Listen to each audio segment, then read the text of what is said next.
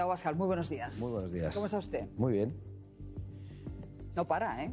Ya, estoy un poco cansado de viajar, pero... electorales. Yo creo que es el líder nacional que más se implica, ¿no? Y además las disfruto y creo que son muy útiles para cualquier político porque hablo con muchísima gente, hablo mucho y sobre todo escucho y sé cuáles son los problemas que preocupan a los españoles y creo que lo sé con bastante nitidez. ¿Ha tenido usted ocasión de leer esos 10 mandamientos, así los hemos bautizado, del Partido Popular?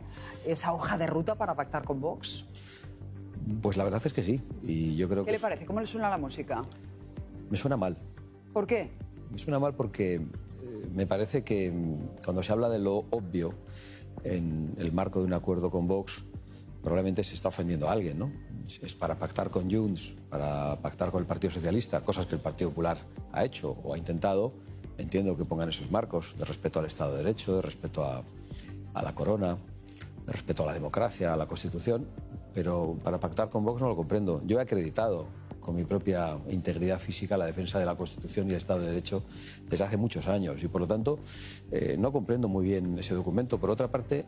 O sea, ¿a usted le sobra que apelen a la legalidad, por ejemplo? Es que me parece que incluso es un poco un insulto a sus propios dirigentes autonómicos, es una falta de confianza. Yo entiendo que el señor Azcón y la señora Guardiola no van a pactar nada en contra de la legalidad y nosotros tenemos intención de hacerlo. Pero si uno va a pactar con el Partido Socialista tiene que tener esas prevenciones, pero sin ninguna duda. Pero en algunas reivindicaciones ustedes rebasan el marco autonómico, es decir, a veces hacen algunas exigencias que no salen en manos de los presidentes autonómicos, ¿no? Bueno, eso lo piensan unos y otros no, porque de hecho llegamos a un acuerdo en la Comunidad Valenciana y ese mismo acuerdo lo intentamos llevar a otros lugares, como Aragón y Extremadura.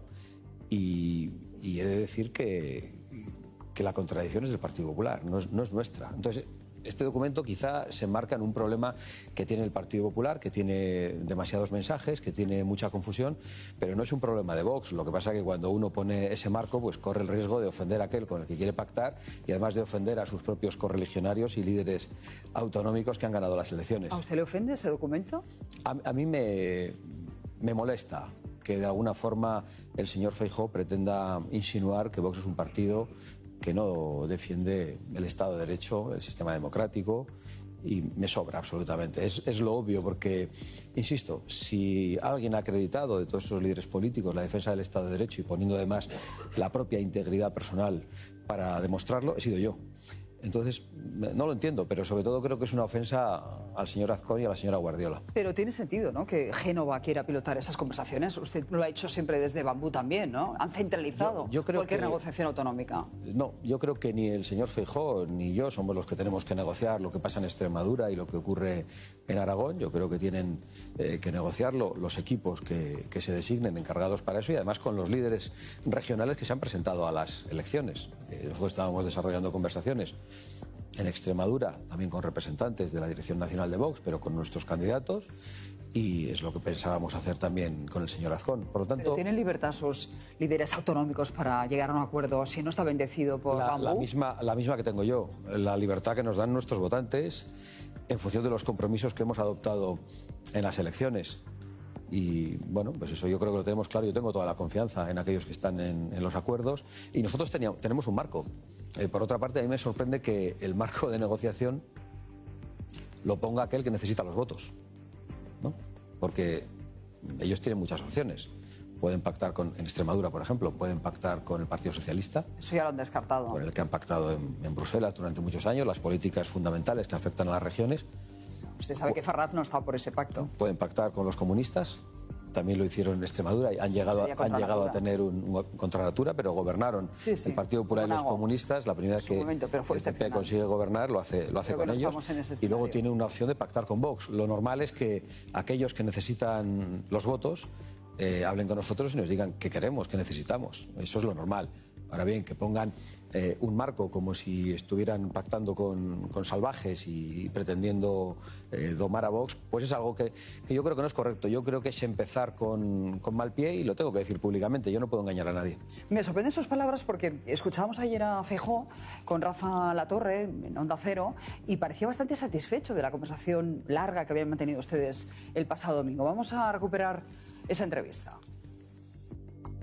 Creo que en la conversación que ayer mantuve con Santiago Abascal pusimos un poco de orden en este ruido que también está afectando al Partido Popular y Vox. Sería una irresponsabilidad que no se acreditase una alternativa viable. Yo no voy a hacer una línea roja con la tercera fuerza política de mi país, que es Vox. Mi única línea roja es Bildu. Lo único que tenemos son unas líneas básicas. Oiga, yo no voy a pactar nada en contra de la Constitución. Los acuerdos posibles tienen que tener un sistema de proporcionalidad. Y tercero, los acuerdos tienen que ser estables. No hubo un punto de inflexión en esa conversación, no fue, como dice, sí, yo comparto que fue una conversación cordial en la que hay una coincidencia en la necesidad de dar una alternativa y una respuesta al resultado de las elecciones y en la necesidad de echar a Pedro Sánchez. Esa es la convicción compartida, pero una cosa es que esa conversación vaya bien y otra que yo pueda estar satisfecho con esa entrevista en la que el señor Feijóo, entre otras cosas, responsabiliza a Vox de las elecciones en Aragón con el argumento falso, porque ha dicho una mentira en este caso, de que Vox votó en contra de los presupuestos de Aragón. No es verdad. No nos enseñaron los presupuestos, no los presentaron para votar. No quisieron negociar con nosotros a pesar de que les dijimos que habíamos llegado a un acuerdo en Valencia y decidieron convocar las elecciones, igual que en Extremadura, porque alguien les aconsejó que era el momento de deshacerse de Vox. El veredicto de los extremeños y de los aragoneses ha sido claro. No querían Vox, pues les han dado el doble de Vox. Me sorprende y me preocupa que el señor Feijóo no diga la verdad y diga que nosotros votamos en contra de los presupuestos cuando no es verdad. Sería bueno una rectificación en ese punto para poder continuar hablando, ¿no? Y claro, las conversaciones pueden ser muy cordiales y yo sé que ustedes siempre me hacen preguntas sobre este tipo y que probablemente la cordialidad entre nosotros tranquiliza y relaja, a mí también.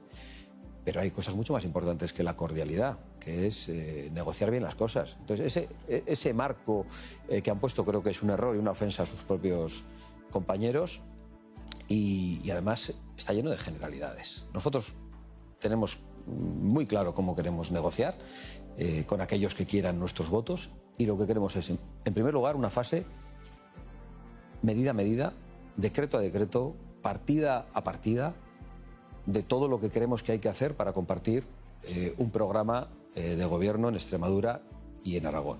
¿Y estarían ustedes dispuestos a aprobar todos los presupuestos de una legislatura, los 4 presupuestos? Porque lo que pide ahora el Partido Popular es cierta estabilidad, que no vuelva a pasar como la vez anterior en que estaban ustedes en el gobierno, al cabo de un año se salieron y luego no les aprobaron los presupuestos. Lo de aprobar los 4 presupuestos de una legislatura yo nunca lo he visto en la política, pero déjeme que explique cuál es nuestra manera de entender las cosas. Primero, ver si somos capaces de ponernos de acuerdo en un cambio de rumbo. Es decir, con programas, con medidas concretas, decretos concretos y presupuestos y partidas concretas. En segundo lugar, plazos de cumplimiento.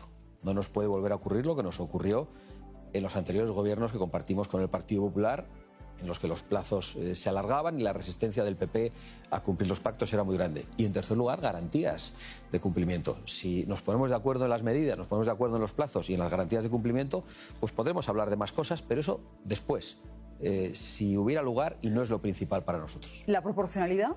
¿Qué le parece a usted? Es decir, que el reparto de cargos sea en proporción de los resultados electorales, entiendo que casa con lo que ustedes demandan, ¿no? Sí, pero no es lo más importante en este momento, porque es que no queremos ni hablar de cargos. ¿Para qué vamos a hablar de cargos? ¿Para qué vamos a hablar de consejerías, de vicepresidencias, de direcciones generales, si quizás no podemos compartir un programa de gobierno? Yo creo que sí podemos compartir. Yo creo que tenemos que hacer un esfuerzo en compartir ese programa de gobierno. Pero lo otro es la última derivada, a la que una vez que se haya producido un acuerdo programático de plazos de ejecución y con garantías de cumplimiento, pues podemos llegar, en función de nuestra decisión, a decidir la entrada en los gobiernos o no. Pero eso no es lo principal para nosotros. Y yo quiero dejarlo muy claro porque van a escuchar en muchas tertulias los espectadores y van a leer en los periódicos que Vox ha pedido, que Vox ha exigido, que Vox quiere no sé cuántos cargos. Y yo quiero decir que va a ser mentira. Si iniciamos unas conversaciones y unas negociaciones, quiero decir que cualquier cosa que se publique sobre eso va a ser mentira. Hasta que no haya un programa de gobierno, nosotros no vamos a decir una palabra sobre esas cuestiones. Cuando hace poco dijimos que sí, que entrábamos en los gobiernos de Extremadura, era en respuesta al Partido Popular que decía, es que Vox no quiere gobernar, es que Vox no quiere entrar, que entren en los gobiernos. Y dijimos, sí, venga, entramos en los gobiernos, aparta eso y vamos a negociar los programas concretos. Ahora tienen interés en entrar en los gobiernos porque da la sensación de que ustedes viven mucho mejor en la impugnación, es decir, desde fuera.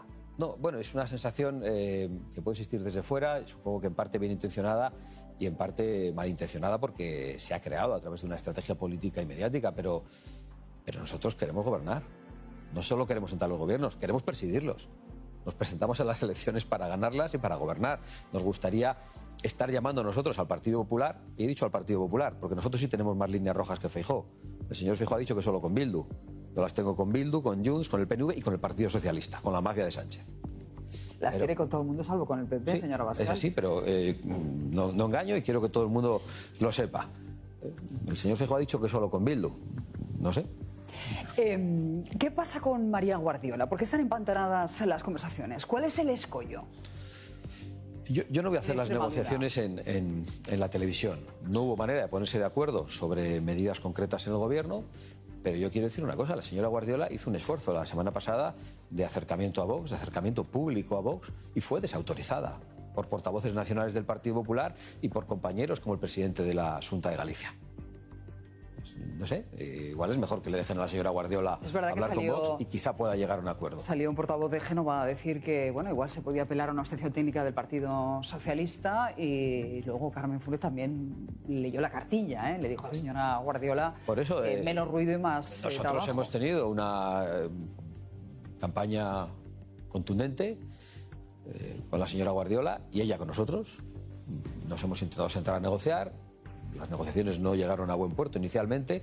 La señora Guardiola hizo un esfuerzo de acercamiento público la semana pasada y fue desautorizada por la Dirección Nacional del Partido Popular. Insisto, esa es la verdad. Entonces yo no voy ahora a decir si me cae mejor uno que otro, si mis conversaciones con el señor Feijóo son cordiales, que lo son, pero porque eso no es lo importante. Yo puedo ser muy cordial y lo soy, pero sí que ustedes deslizan que hay un PP bueno y un PP malo. Es decir, que da la sensación de que con María Guardiola hay más resistencias que con Jorge Azcón, donde se supone que la maquinaria está más engrasada. Pero eso ha podido ser una sensación de las elecciones, pero lo cierto es que con Azcón hemos tenido el mismo problema que con la señora Guardiola. Ellos han decidido convocar elecciones para deshacerse de Vox y porque se negaban al acuerdo que había en Valencia. Ha habido más sintonía con el Partido Popular de la Comunidad Valenciana, que ha aceptado muchas cosas que a nosotros nos permitían apoyar unos presupuestos, ¿no? Entonces, no, lo de que hay un PP bueno y un PP malo, nosotros no lo hemos dicho. Lo que hay es muchos PPs. Y ese marco de negociación, en el fondo, es una cosa de ellos, para entenderse ellos y para aclararse ellos, igual necesitan unas directrices cuando para negociar, escucho decir que el Partido Popular es un partido nacional que dice lo mismo en todas partes, hombre, eso forma parte de la estafa que está llevando adelante el Partido Popular. Y España padece una mafia en el gobierno. Y a una mafia no se le puede combatir con una estafa. Lo digo porque no se puede decir. ¿Usted cree que hay voces distintas dentro del Partido Popular en función de las no es que lo crea, lo afirmo y digo que está científicamente demostrado y lo compruebo cuando recorro España. Es que el Partido Popular dice una cosa sobre las políticas de agua en Murcia y en Levante y dice exactamente la contraria en Aragón, y lo hemos padecido durante esta campaña. Es que el Partido Popular defiende el concierto económico vasco en Álava y en Vizcaya, y en La Rioja lo critican. Es que el Partido Popular defiende unas políticas lingüísticas pactadas con Vox en la Comunidad Valenciana y otras en Galicia. Por cierto, si hay que defender las libertades, el sistema democrático y los derechos de la gente, igual podemos nosotros darle alguna lección al Partido Popular de Galicia especialmente. Pocas pueden dar en Galicia porque no tienen representación ustedes. No, pero sí de respecto a la legalidad. El Partido Popular igual está más pegado al territorio que Vox, donde hay comunidades que se le resisten. Es verdad, es la que más se nos resiste, y además a mí me da mucha pena, tengo una espinita clavada porque yo soy medio gallego, pero tiempo al tiempo. Pero lo que quiero decir es que el Partido Popular tiene un mensaje en función del territorio. Es más, lo estaba contando sistemáticamente en esta entrevista. Llegamos a un acuerdo en la Comunidad Valenciana sobre presupuestos con muchas medidas respecto al campo, en contra del fanatismo climático, en materia migratoria, de rebajas fiscales, de reducción del gasto. Y el Partido Popular de Aragón y de Extremadura no han querido ese mismo acuerdo y ese marco. Para nosotros, y que lo sepa el Partido Popular y los que nos escuchan, ese es el marco, y no eso de los 10 mandamientos que llaman ustedes del señor Feijóo, que los 10 mandamientos es un poquito fuerte. Bueno, eso lo hemos bautizado nosotros, es el nombre que le hemos puesto a nosotros, pero en cualquier caso lo que me acaba de relatar usted respecto a ese acuerdo alcanzado en la Comunidad Valenciana es muy parecido a lo que leemos en el documento marco que han presentado en las últimas horas el Partido Popular. Las músicas son muy parecidas. Bueno, es que nuestro documento no es música, es letra concreta, con medidas, con datos económicos, con propuestas muy concretas. Y esto es una generalidad. Entonces nosotros desconfiamos de esa generalidad e insisto, por favor, que no nos venga a dar lecciones ni a nosotros, ni bueno, que se defiendan ellos, los líderes regionales del PP, sobre respeto al Estado de Derecho, al sistema democrático y a la jefatura del Estado. Luego hablaremos de la jefatura del Estado, pero le quiero preguntar también por Aragón, porque hablamos aquí con una politóloga aragonesa, justo después de las elecciones, ella es Carmen Lumbierres, y daba por hecho, auguraba que iba a haber bloqueo institucional porque a Vox no le interesaba facilitar la gobernación de ningún ejecutivo autonómico. Escuche. Que yo creo que Vox no ha venido para pactar con el PP, sino que Vox ha venido a intentar sustituir al PP, creo, hasta la convocatoria electoral nacional. Yo apuesto a que no hay gobierno hasta que no haya elecciones generales. Veremos si me equivoco. ¿Se equivoca? ¿Está Vox en el sorpaso al PP? ¿Es esto lo que les interesa realmente? Bueno, se equivoca en primer lugar en el sentido de que nosotros buscamos un bloqueo institucional y esto quedará demostrado en las próximas semanas si el Partido Popular quiere y si el Partido Popular está dispuesto a entender que hemos tenido una gran fuerza tanto en Extremadura como en Aragón. El doble de la que teníamos antes de que caprichosamente convocasen las elecciones. En cuanto a que nosotros queremos sorpasar al PP, pues a mí esto es que me hace gracia. Pues claro que queremos ganarle al PP. Y al PSOE, y en primer lugar además al Partido Socialista. Se está hablando ahora mucho del sorpaso de Vox al Partido Socialista. Yo creo que eso todavía está por ver y no está tan cerca como nos gustaría, pero ese es nuestro principal objetivo en estos momentos. Pero ¿qué pasa? ¿Que un partido no puede querer ganar a otro? Porque yo escucho a dirigentes del Partido Popular y a dirigentes históricos indignados con que Vox quiere sorpasarles, quiere ganarles. ¿Y a qué nos presentamos a las elecciones? ¿A hacer un juego? ¿Es que ellos no quieren hacer desaparecer a Vox? ¿Es que ellos no quieren tener la mayoría absoluta? ¿Es que ellos no quieren deshacerse de Vox y para eso convocan elecciones en Extremadura y en Aragón? Pero eso es lícito, eso es el sistema democrático. Claro, pero ese reconocimiento que me hace usted tan claro de que quieren sorpasar al Partido Popular avala las sospechas de que no tienen ningún interés en facilitarle la gobernación. No. Es mucho más fácil. Yo he dicho otra cosa, en primer lugar al Partido Socialista. Estando fuera y no colaborando con el PP que no estando en el propio gobierno, como ha demostrado la experiencia, por ejemplo, de Ciudadanos, cuando entró en determinados gobiernos del Partido Popular y acabó... No lo sé, se ha puesto el gorro de estratega política y yo tengo que decir que tengo dudas en eso. Pero en todo caso da igual, porque a veces... Yo soy periodista, no pretendo ser estratega política, simplemente le pregunto. Pero algunas veces uno sabe que es mejor para crecer rápidamente, pero no todo es crecer rápidamente. También está la responsabilidad política, está la responsabilidad institucional. Se han producido unas elecciones y tenemos que intentar dar una alternativa y que se produzca un cambio de rumbo. Ese es nuestro objetivo ahora mismo y no hay otro. ¿Que deseamos ganar al Partido Popular en el futuro? Por supuesto, insisto. Y al Partido Socialista, que lo he dicho con toda claridad también, para que no quede solo el titular de que queremos sorpasar al Partido Popular. Pero ahora hay unas elecciones en las que la gente ha hablado y nosotros tenemos que respetar a la gente y tenemos que intentar formar un gobierno y lo vamos a intentar. Claro, lo que pasa es que si la estrategia es sorpasar y no cambiar el gobierno de España en manos de Pedro Sánchez, algunos igual se lo piensan. Es que no es una estrategia, Susana. A mí me parece muy bien que la gente se lo piense y ahora voy a invitar a la gente a votar otros partidos, ahora mismo cuando te conteste esto. Pero es que no es la estrategia de sorpasar, es la voluntad de cualquier partido de ganar las elecciones. Entonces, ¿yo cómo voy a decir aquí? Estaría mintiendo. No, yo no quiero ganar al Partido Popular, no, yo no quiero ganar al Partido Socialista, yo quiero quedarme aquí con el 15% de los votos, con el 20% para incordiar, para molestar. No, hombre, eso es una estafa a la gente. Yo no voy a estafar, ya hay muchos estafando, ¿no? Y por otro lado, que pues, hay gente muy confundida desde hace mucho tiempo por los mensajes del voto útil, hay gente que quiere que Vox entregue el poder y los votos gratuitamente al Partido Popular para que ellos hagan y deshagan, o mejor dicho, para que no hagan nada o hagan las políticas que han pactado con el Partido Socialista en Bruselas. Bueno, pues esa gente que no nos vote. El que quiera eso, que vote al Partido Popular. El que quiera apoyar a Vox tiene que saber que Vox va a hacer valer sus votos, que Vox va a hablar de los problemas reales de la gente, que Vox no va a estar utilizando una jerga politiquera que no entiende nadie. El otro día hablaba el señor Rajoy. Lo importante es la moderación. ¿La moderación qué es? ¿Tener una mayoría absoluta y tirarla a la basura y dejarnos en herencia un bolso? ¿O el señor Feijóo? No, el señor Rajoy con Mañueco, que paseaba por Castilla y León. Vale. Y apelaba a la moderación, pero sin ningún contenido. Entonces, la moderación es tener mayoría absoluta, tirarla a la basura, dejarnos en herencia un bolso, en un escaño y un gobierno ocupado por una mafia, que es lo que nos ha dejado. La moderación es no cambiar las políticas del Partido Socialista. Esa es la moderación. Bueno, yo hablo de cosas concretas. ¿Qué quiere Vox? Quiere seguridad en las calles. Para eso quiere combatir principalmente la inmigración ilegal, que colapsa los servicios públicos, las ayudas sociales, que colapsa la atención hospitalaria, porque han dicho que la sanidad pagada por los españoles es universal para todo el mundo. ¿Qué quiere Vox? Quiere rebajas fiscales, quiere recortes en el gasto político e ideológico, que es una brutalidad. Entonces, Vox está hablando de cosas muy concretas. ¿Qué queremos? Queremos también que se eliminen los impuestos relativos a la compra de la vivienda, que se liberalice el suelo para que se puedan construir más viviendas. Sí, yo todo esto lo he leído en el decálogo. Bueno, sí, pero... Del Partido Popular. Sí, pues está muy bien. A ver si de verdad bajan de las musas al teatro y se sientan con nosotros. Y no nos dan lecciones. Es verdad que ustedes han doblado su resultado en Extremadura y en Aragón, pero la encuesta que publicaba esta semana El Mundo, sonríe porque sabe que le iba a preguntar por esa encuesta, habla de que habría alcanzado su techo en Castilla y León, porque ahí retroceden respecto al resultado que obtuvieron hace 4 años. Estamos diciendo que tuvieron un 17,6 y ahora pasarían a obtener el 16,8% de los votos, aunque mantendrían sus 13 procuradores e incluso podrían aumentarlos hasta 14 con el de Soria. ¿Qué tiene que decir usted sobre esta encuesta? Yo le propongo un trato, que la semana siguiente a las elecciones me invita al plató, yo vengo aquí y me muestra esa encuesta concreta, la semana siguiente a las elecciones. Entonces, si esa encuesta tiene razón, yo diré, pues tenían razón. ¿No se la cree usted? Yo en general no me creo casi ninguna encuesta. Yo creo que las encuestas en España, una gran parte de ellas tienen intencionalidad política.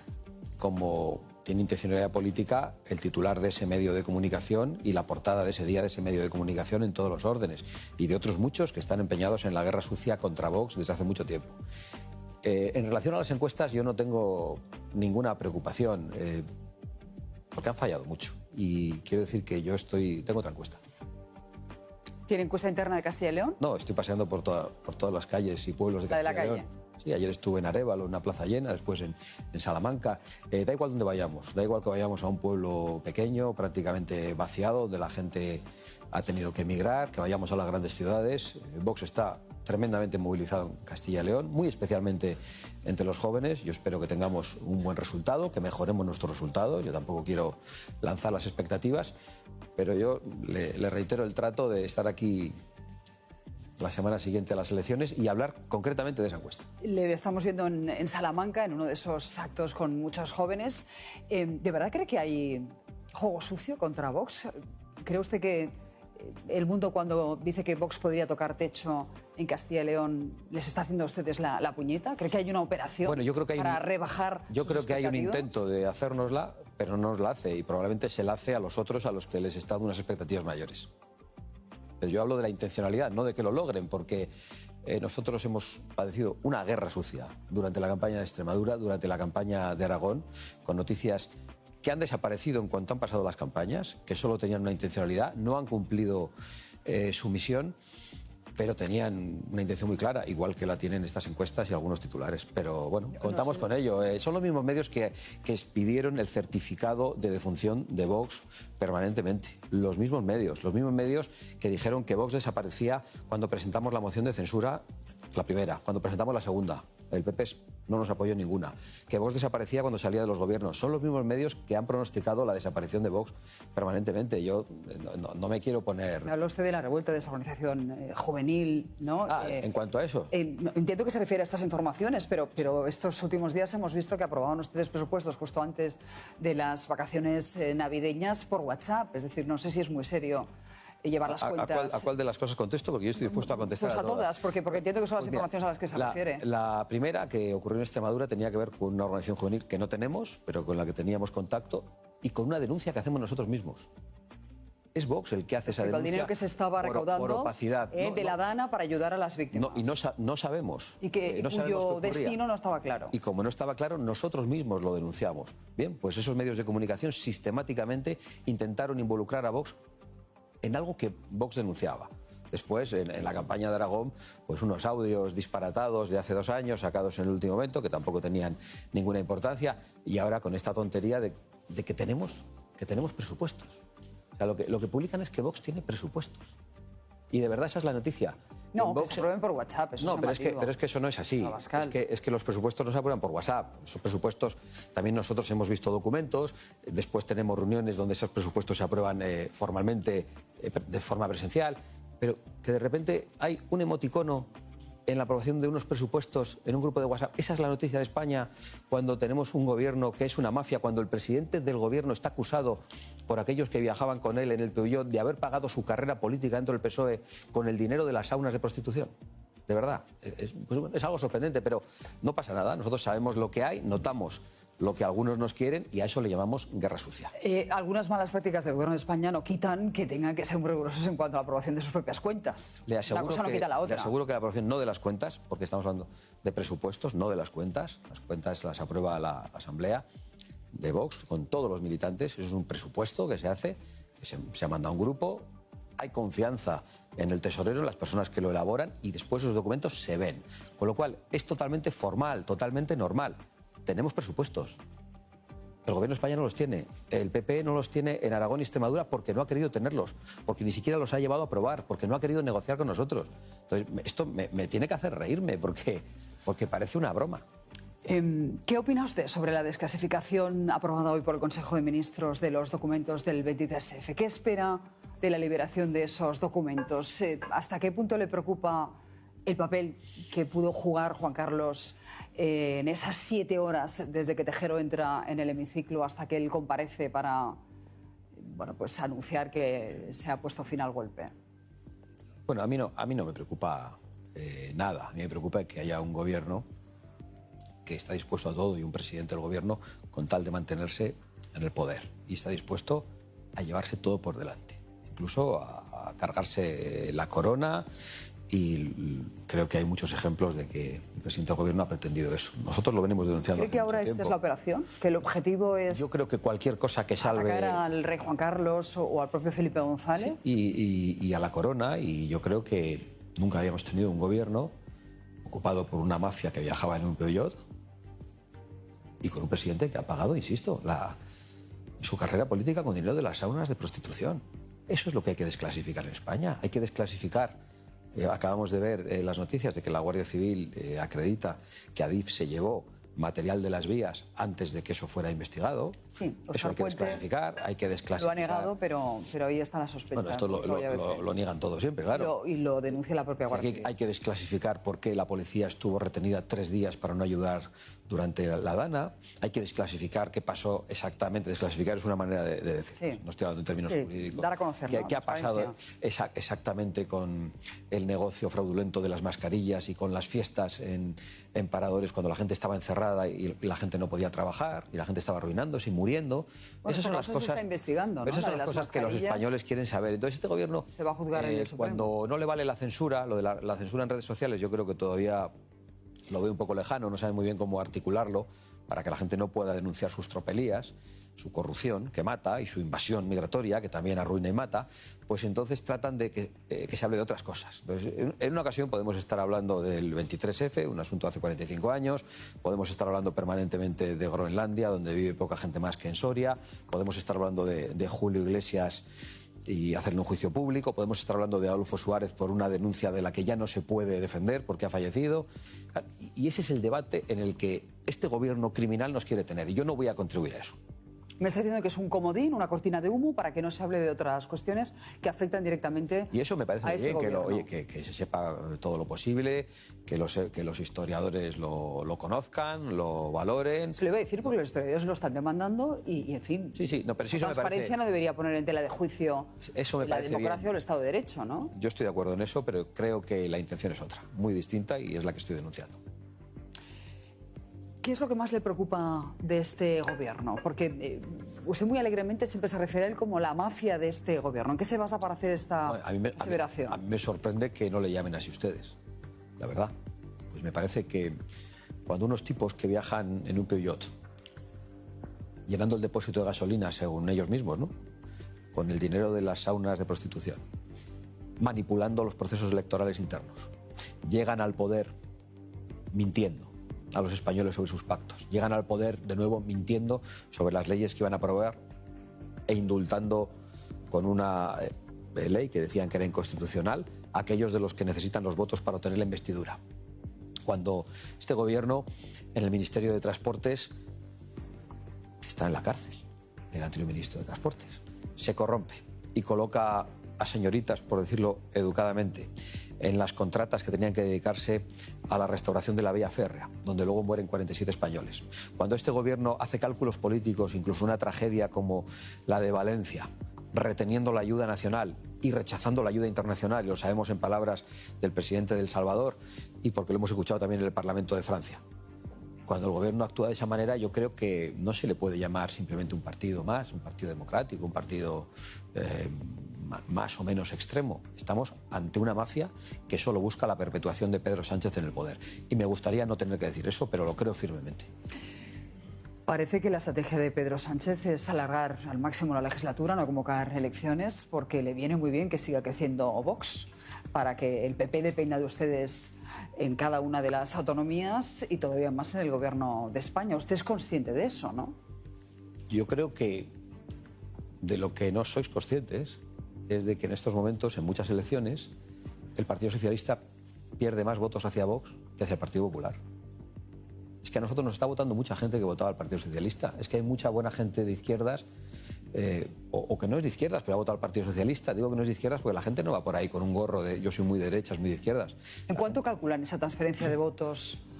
Pues socialistas a Vox. Depende de los sitios, pero ya se hablaba de más de 400.000 personas a nivel nacional que habían votado a Pedro Sánchez y iban a votar a Vox. Con lo cual, eso que achacan a Sánchez de querer inflar a Vox, que igual lo ha pretendido en algún momento dado, no lo dudo, ¿no? Porque los que dedican a ese tipo de estrategias, lo cierto es que a nosotros nos está votando mucha buena gente que había confiado en el Partido Socialista y en Sánchez, que se siente defraudada y ahora confía en nosotros, porque, insisto, la gente no va por la calle diciendo si es de derechas o de izquierdas, tiene problemas concretos de inseguridad, de impuestos, de llegar a final de mes.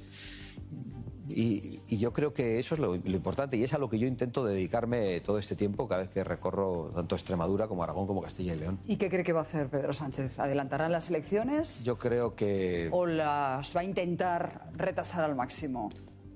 Bueno, yo suelo evitar hacer vaticinios, pero creo que lo voy a hacer en esta ocasión. Creo que Pedro Sánchez va a alargar todo lo posible las elecciones, va a retrasarlas al máximo legal e ilegal y creo que está dispuesto a cualquier cosa. A mí de Pedro Sánchez ya no me sorprende absolutamente nada. Y si me pregunta, ¿y qué es lo que está pensando? Digo, que no lo sé. Es que yo no estoy en la cabeza de un señor que no tiene ningún escrúpulo. Entonces no sé qué se le puede ocurrir porque aunque yo digo que lo peor de Sánchez siempre está por llegar, cuando llega a mí mismo me sorprende lo que está haciendo, lo que está dispuesto a hacer.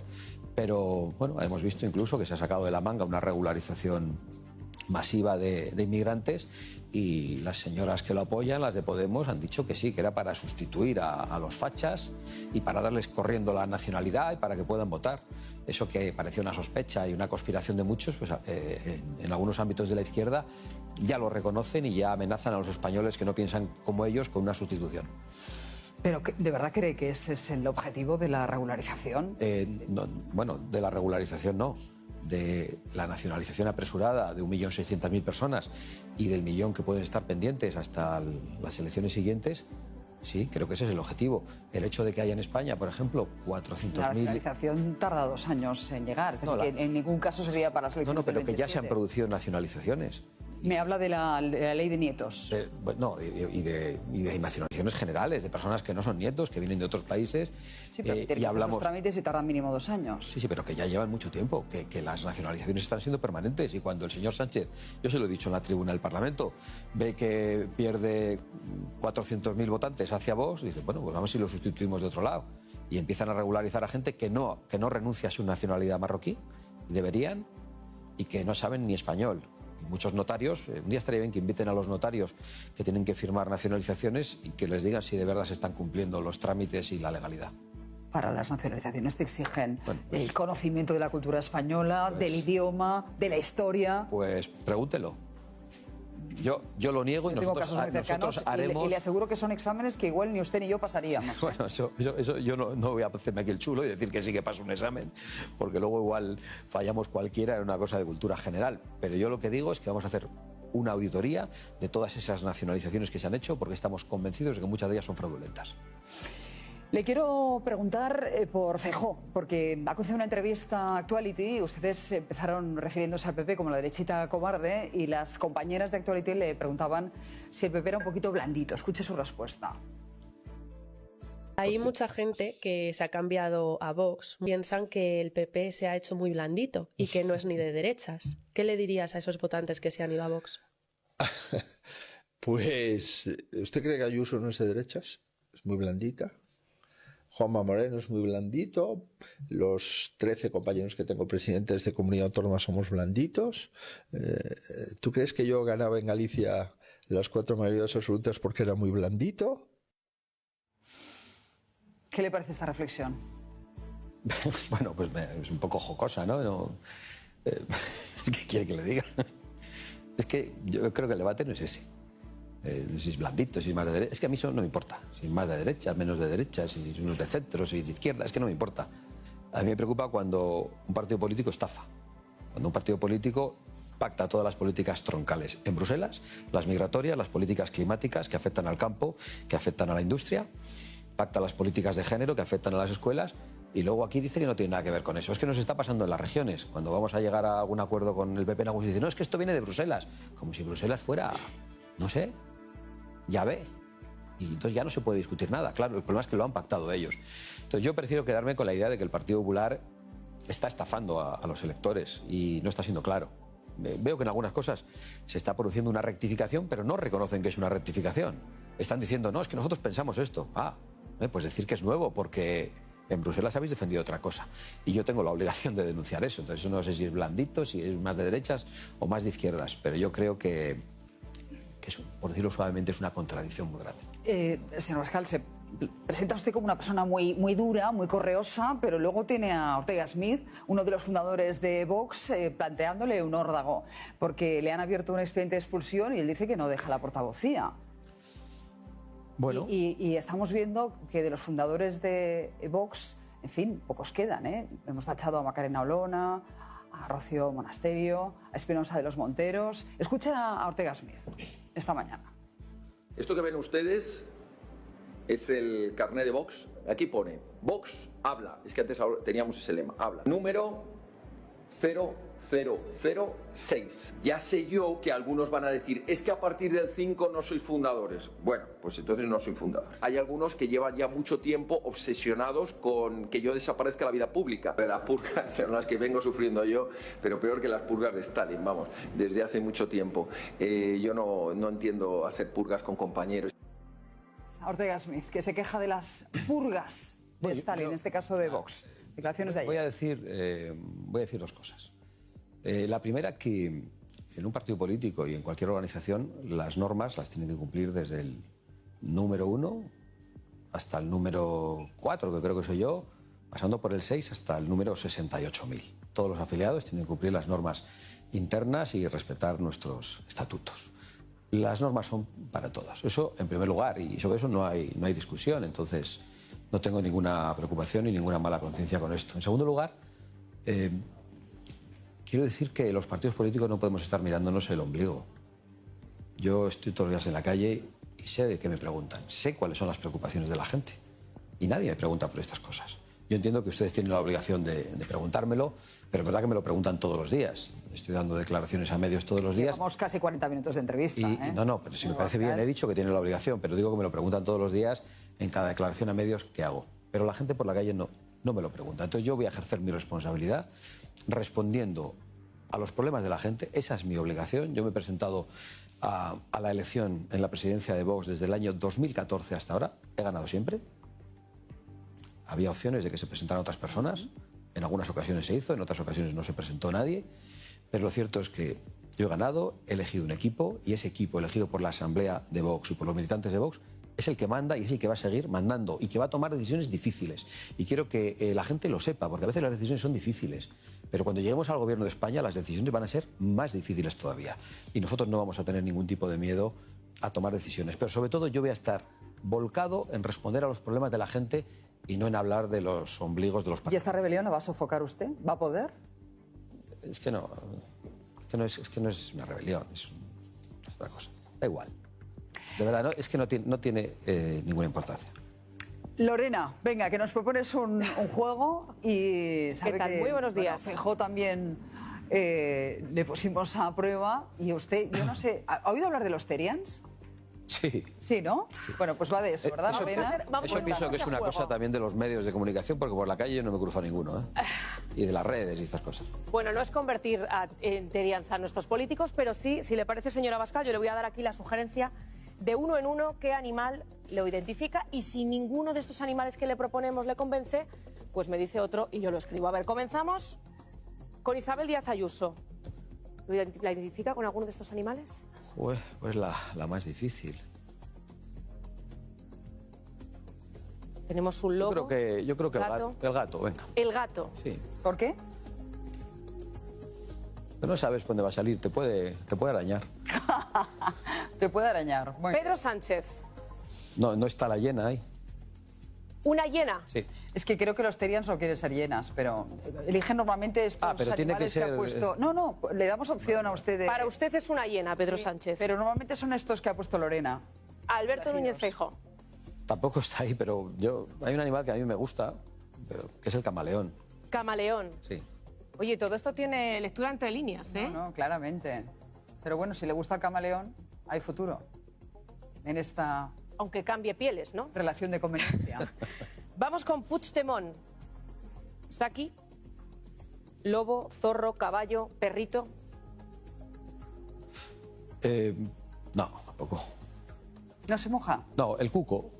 ¿Cuco? El cuco es un pájaro que pone los huevos en otro nido. En otro nido, y que en el fondo pues, se aprovecha, roba, y nos ha querido robar nuestra patria. Y está huido por eso, y además va a salir de rositas porque aquel otro necesita sus votos. Yolanda Díaz. Joder, esto es difícil. Lobo, zorro, caballo, perro o el que usted sugiera. Joder. Este es más difícil, no sabría decirte, la verdad. Es una persona que no atiendo mucho. Un comodín, ¿no? Venga, le salvamos, fíjate, ¿eh? Le salvamos. Sí. Para usted mismo, ¿se identifica con algún animal? El caballo. El caballo. ¿Por qué? Porque es un animal noble y porque además no se deja domar tan fácilmente como algunos creen. Pues, señora Abascal, gracias por jugar. A vosotros, muchas gracias. Nos vamos con los avances, queda mucho más espejo.